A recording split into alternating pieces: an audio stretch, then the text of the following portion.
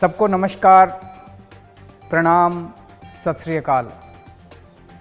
Hello नमस्कार दोस्तों, दिल्ली के प्रादेशिक समाचार के स्टूडियो में आप सभी का बहुत बहुत स्वागत है। दोस्तों यहाँ पर आपको देखने को मिलेगा दिल्ली से जुड़ी सारी बड़ी खबरें, मुख्य समाचार, ब्रेकिंग न्यूज अपडेट के रूप में, इसलिए वीडियो को शुरू से अंत तक जरूर देखिएगा। दोस्तों वीडियो को प्यारा सा लाइक और चैनल को सब्सक्राइब जरूर कर लीजिएगा ताकि दिल्ली से जुड़ी कोई भी खबरें छूटे ना पाए। चलिए दोस्तों टाइम वेस्ट न करते आगे बढ़ते हैं खबर की ओर। वहीं सबसे पहली बड़ी खबर निकल कल सुबह 6:30 बजे तक येलो लाइन पर प्रभावित रहेगी सेवाएं, चुनी ये वैकल्पिक रूट। दिल्ली मेट्रो की येलो लाइन के राजीव चौक मेट्रो स्टेशन पर निर्धारित ट्रैफिक के रखरखाव के कारण रविवार को कश्मीरी गेट से राजीव चौक के बीच मेट्रो सेवाएं सुबह 6 बजे तक निलंबित रहेगी। 3 मेट्रो स्टेशन चांदनी चौक, चावड़ी बाजार और नई दिल्ली पर मेट्रो सेवाएं 6:30 बजे के बाद सामान्य हो जाएगी। इस दौरान राजीव चौक और कश्मीरी गेट पहुंचने के लिए यात्री मेट्रो की वायलेट लाइन का उपयोग कर सकते हैं। इसलिए यात्रियों को केंद्रीय सचिवालय मंडी हाउस में मेट्रो बदलने की सुविधा होगी। येलो लाइन के शेष हिस्से रायपुर, बदाली, कश्मीरी गेट और राजीव चौक, हुड्डा सिटी सेंटर पर मेट्रो का परिचालन रविवार की नियमित समय सारणी के मुताबिक होगी। वहीं दिल्ली मेट्रो रेल कॉर्पोरेशन ने बुधवार को विस्तारित सुविधाओं से लैस मेट्रो रेल की वेबसाइट और मोबाइल ऐप को लॉन्च किया है। डीएमआरसी के प्रबंधक निदेशक डॉक्टर मंगू सिंह और अन्य वरिष्ठ अधिकारी की मौजूदगी में कि इस नई वेबसाइट और ऐप को बुधवार को लॉन्च किया गया है। वहीं अगली खबर निकल राजधानी फिर बदला मौसम के वजह दिल्ली के कई इलाकों में तेज बारिश के साथ पड़े ओले। देश की राजधानी दिल्ली के कई हिस्सों में शुक्रवार रात बारिश के साथ ओले पड़ने से मौसम में बदलाव देखने को मिला है। बारिश और ओले पड़ने के बाद से तापमान में गिरावट आ गई है। शुक्रवार को दिल्ली में दिन भर मौसम खुशनुमा रहा, लेकिन सूरज ढलते ही आसमान में अंधेरा छा गया। इससे पहले शाम को दिल्ली के कई हिस्सों में बारिश हुई है, जबकि शहर के दक्षिण पश्चिम हिस्सों में ओले पड़े। शहर में अधिकतम तापमान 27.9 डिग्री सेल्सियस दर्ज किया गया है, जो मौसम के औसत से 2 डिग्री अधिक था। मौसम विभाग के अनुसार न्यूनतम तापमान 12.5 डिग्री सेल्सियस दर्ज किया गया। मौसम विभाग ने शनिवार को आंशिक रूप से बादल छाए रहने के साथ बहुत हल्की बारिश और गरज के साथ तेज हवाएं चलने की संभावना जताई है। शनिवार को अधिकतम तापमान 25 डिग्री सेल्सियस और न्यूनतम तापमान 14 डिग्री सेल्सियस रहने की संभावना है। वहीं अगली खबर निकाल कर पति बॉर्डर पर था, अब दूसरे आदमी के साथ होटल गई। रेप के आरोपी की जमानत पर रद्द करने की मांग पर सुप्रीम कोर्ट ने कहा। उच्च न्यायालय ने शुक्रवार को महिला की उस याचिका को खारिज कर दिया जिसमें उसके साथ बलात्कार के आरोपी व्यक्ति की जमानत रद्द करने का अनुरोध किया गया था। इसके साथ ही न्यायालय ने कहा है कि यह सहमति ने बने संबंध का मामला प्रतीत होता है, जिसमें महिला उस व्यक्ति के साथ होटल में गई और केंद्रीय सुरक्षा बल में कार्यरत और सीमा पर तैनात अपने पति द्वारा भेजा गया वेतन खर्च किया है। न्यायमूर्ति डी.वाई. चंद्रचूड़ और न्यायमूर्ति सूर्यकांत की पीठ ने आरोपी को जमानत देने के राजस्थान उच्च न्यायालय के आदेश में कोई हस्तक्षेप नहीं किया।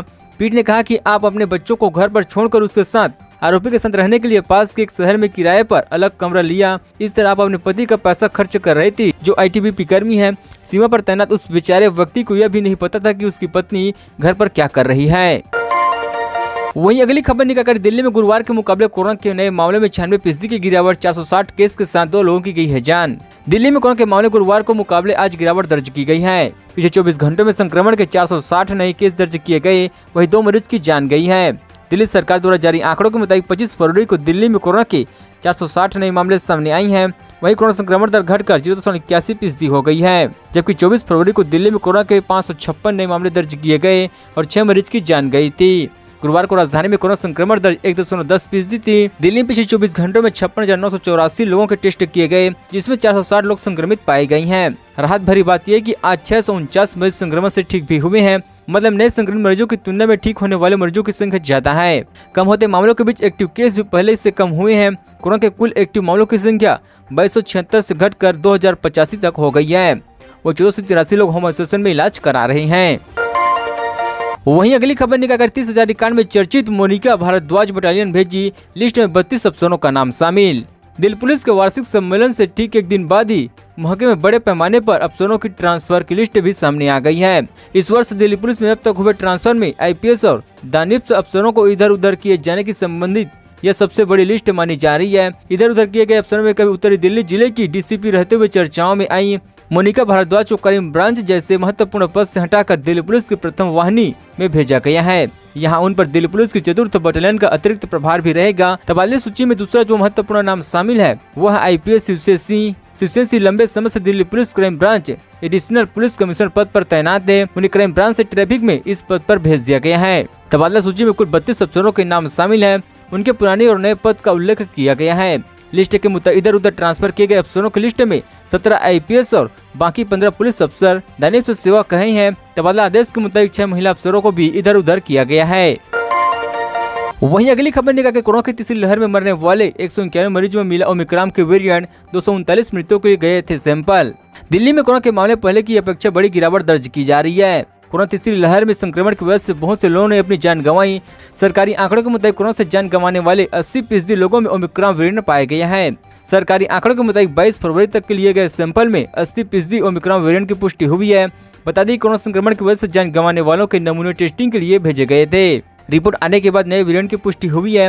मृतकों से इकट्ठा किए गए 239 नमूनों की जीनोम सीक्वेंस से पता चला कि उसमें से 191 लोगों में कोरोना का ओमिक्रॉन वेरिएंट मौजूद था। बाकी बचे 48 यानी कि 20% नमूने में डेल्टा समेत कोरोना वायरस के अन्य स्वरूप पाए गए।